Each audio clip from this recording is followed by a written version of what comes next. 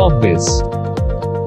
Hello and welcome to Corpbiz. In today's video, we will learn about the Good Manufacturing Practices or GMP and its applicability to the Indian pharmaceutical industry. As per a recent notification, the government has asked all pharma companies with a turnover of over 250 crores to implement the revised GMP standards within 6 months of its approval, while medium and small scale enterprises with a turnover of less than 250 crores will have to implement these guidelines within a year. This is fairly important development as the government has provided a deadline for the domestic pharmaceutical manufacturers to comply with the World Health Organization standard GMP practices after concerns were raised by the government over the standards of the drugs being manufactured in the country. So let's start this video and understand what these developments entail. Hello and welcome to Corpbiz. My name is Shaleen. So the GMP certifications for pharma industries have been made mandatory.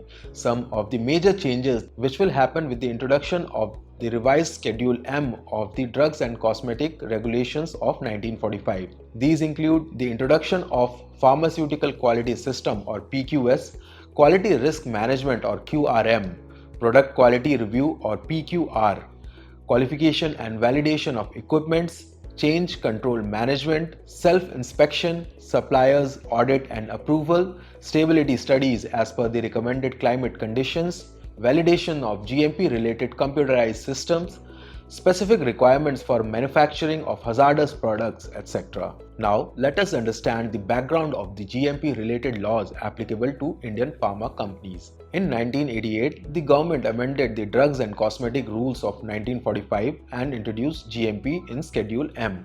Part 1 of the schedule talks about the GMP guidelines and prescribes requirements of facilities and their maintenance, personnel, manufacturing, control and safety testing, storage and transport of materials, written procedures and records, and traceability. In June 2005, after another amendment, the WHO standards of GMP became a part of the Schedule M. Now, Indian GMP guidelines were brought more or less with the level of the WHO-GMP text. Although being adopted a long way back, the GMP standards remained applicable to the domestic pharma industries for a limited time only. In February of 2009, the Drug Controller General of India asked the state drug controllers to let companies sell their brands in the country without WHO-GMP quality certificate, provided they comply with the quality norms set out in the Indian law. In this way, the domestic companies won't need the certificate of GMP to sell their medicines within India. Before 2009, WHO-GMP domestic drug manufacturers needed this certification. Until the 2023 amendment, the domestic manufacturers just needed the DCGI's Certificate of Pharmaceutical Products or COPP to sell their brands in India. Now, let's look at the reasons these certification will be important for the Indian pharmaceutical companies. WHO has established the guidelines for good manufacturing practices that these companies should follow in their drug manufacturing units to maintain quality of products. Many countries, including India, have formulated their specific requirements based on the WHO released guidelines. As per the World Health Organization, governments that seek to promote their country's export of pharmaceuticals can do so by making GMP mandatory for pharmaceutical manufacturers in their country.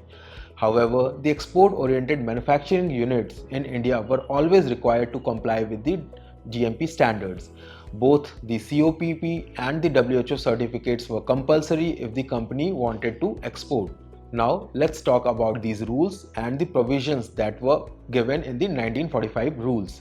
Schedule M is a part of the Drugs and Cosmetics Act of 1940 and the rules were implemented through the Drugs and Cosmetic Rules of 1945.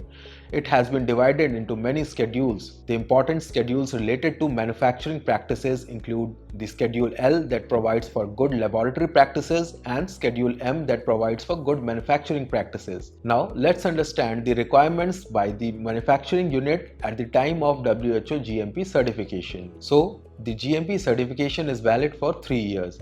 Violation in this regard will invite cancellation of the licenses as well as monetary penalty. So, at the time of application, the documents that will be needed will include the application for the WHO GMP certification and issuance of a COPP, the copy of the manufacturing license, the list of approved products and those for which the firm has a valid COPP, the list of products applied for the issuance of COPP and their composition, the site master file, the data on finished formulation including master manufacturing formula, product specification and method of analysis, stability study evaluation, process validation report and the validation report of the analytical methods, the list of technical staff, their qualification, experience and approval status, the list of equipments and the instruments, list of SOPs and the STPs, the manufacturing plan layout, a schematic diagram of water system specifying circulation loop and MOC, another schematic diagram of the HVAC system specifying terminal filter configuration,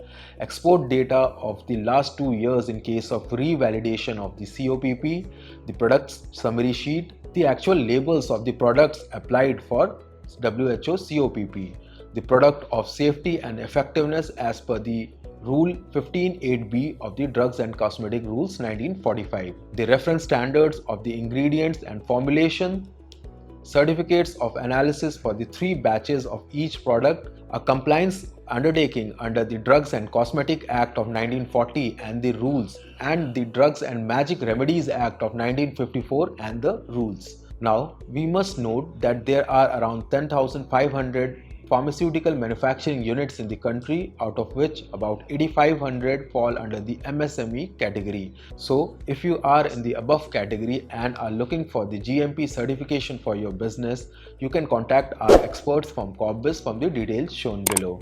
So that was all for today's video. Thank you for watching.